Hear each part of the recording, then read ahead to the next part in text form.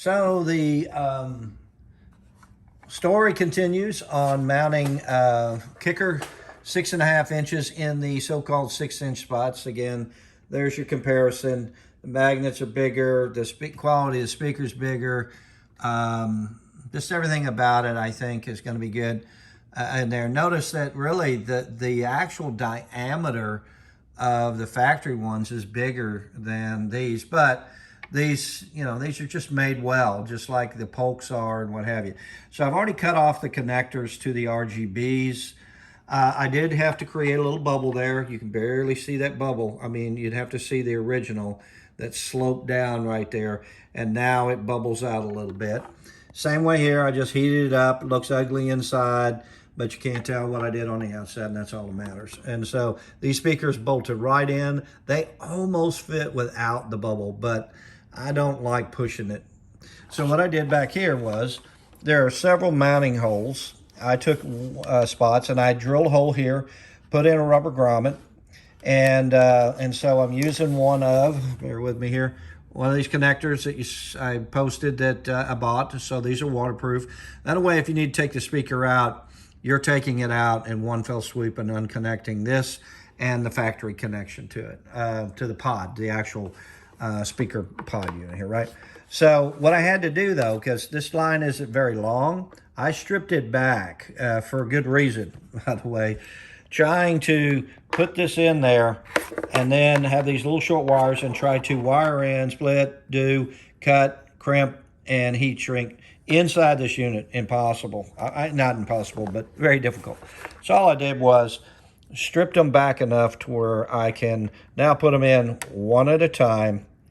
And by the time it gets to the end, that's a really snug fit. I will probably still use some grease on it or something just to help the seal along, or maybe even some black silicone in there that I'm using in other areas. But you can see you can move them in one at a time once you get it all the way in, and they will all fit. I've already tried it once. And so now you've got your wires in. On the opposite end, of course, I'm putting the others and shrink wrapping these on here, so that again, if I need to remove the speaker, I'm not cutting wires. If I want to replace this speaker with another one with RGBs, all I got to do is disconnect these, put new connectors on the new ones, connect these, and off I go down the road. Okay, so that's the scoop on that. I got all my wiring in, the RGBs. Another secret that I'll probably show you a little later, not secret, what am I saying? Another tip later on is don't run one of these to each speaker, and there's no reason to. These RGBs draw very little amperage on each speaker. So run one set of wires to the back and tee off of that, and I'll show you how I tee off of them. And then another one set of wire up front to your pods. It's going to be short, and tee off of that, and to the front two pods, and then of course add some protection. These wires are small. These RGB wires are not high quality. I think these are 20 or 22 gauge, and that's more than enough to go to all the speakers in there. Even one wire would make it, but you're going to be running two out of the switch that you saw me post on there. And I'm going to shield these to protect them. I got other wires in here for some of the smaller stuff going on, and some 12s and some 16s and some 22s that I needed, that are combination wires instead of individuals. It's a combo, red and black. So I'll keep you posted. There's a couple other things that came in, and I'll show you what those are all about if they're worth talking about. Thanks. All right, here's the unit all set. So you've got both your connectors in the back. You got your speaker mounted just fine. It overlaps, but it still seals right there at the edge. And yeah, I think we're looking good. I may have to come back through here, but that looks sealed up. It just looks like it has a gap, but it's sealed. May come back in here if I see any water in these after a few months, which I doubt I will, and do some silicone on them. I just don't want to do that if I don't need to. Anyway, so it's ready to put back in there. This one was actually a whole lot easier than the other side. So I'll stick her back up in there, and then I'll have to do a little bit of trimming, as I showed you on the other side, for these cross braces for the tweeter, but I think I'll be fine. All right, I'm all done with both the fronts. There's your speaker, plenty of room past it. It really wasn't that bad. It's just tedious making sure if you want to use your RGBs in their kit, just so that you light them up. I'm going to make mine blue, of course, or red, because the accents on this thing are going to be blue and red when it's all said and done. So, of course, there's your connector for that. There's your waterproof connector for your RGB down there. And so these are both wired. I'm going to be next working on the back pods. Just an FYI, when you go to put the covers on the back pods, you're going to have to trim this piece right here. And trim it down. Be careful not to go too far because you're going to lose the integrity of it. I thought this was metal, but I think it's plastic. It's weird. It's like a hybrid or something. It's the darndest thing I've ever seen, but I guess it's metal. And so we got to trim that down and finish them up. So I also, when you do that, if you use, I think, any other speakers, these factory screws are not going to work with the covers on them. So I did manage to find out what they were. Let me look through this mess here. There we go.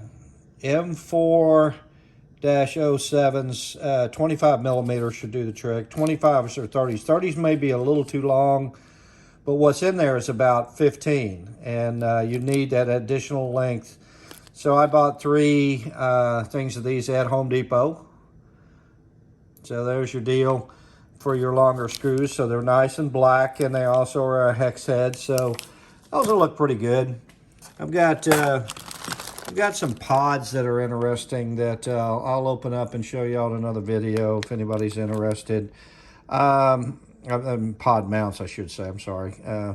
They look normal, but they actually rotate 180 degrees, which is kind of neat to be able to mount differently. Found them on Amazon, I guess. But yeah, I'm going to put those on the front, and I'm going to probably throw a couple pods on the front. I'm still not sure what I'm going to do next. You know, there's my winch and everything. I will also show a video at the end of just how much this bar intrudes on the camera. It's not much. You still get a lot of visibility out of it. This was the rapid recovery winch that go back in some of my videos. Go to my YouTube channel if you want, Larry Remy, and see a couple of videos on how I bought these winches really cheap compared to what they are, $350, $400 versus $750, $900. When you're mounting them on aftermarket bumpers that have the mounting brackets, again, watch a previous video on that. It's beautiful. Save yourself several $100s and put it somewhere else and still mount everything up in there. I'm going to tidy it a little bit more up, but not much. And yeah, we're good to go with the winch on the HMF bumper. I'm going to clean some residue off of that. That's not scratches from a sticker that I didn't like on it. I'll get that done. So I'm pretty close to getting done mounting everything in there. I'm going to be my cables weren't long enough.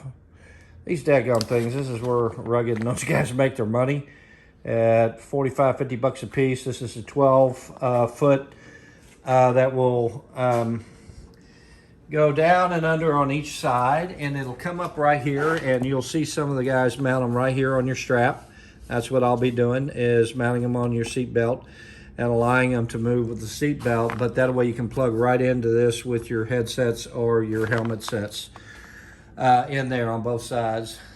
Yeah, I guess that's it for tonight. I'm going to call it quits, and I'm going to get on wiring those rear speaker pods, as I said. Do the same thing. I'll bet you one. It looks like all it is a screw right here, or a different screw right here. Take that off, pop these out, and then I'll bet you the same thing on this thing. There's going to be some areas where you just drill right into close to where the other one's at. Do the same thing like I did on the front, wire them in, and we'll go from there.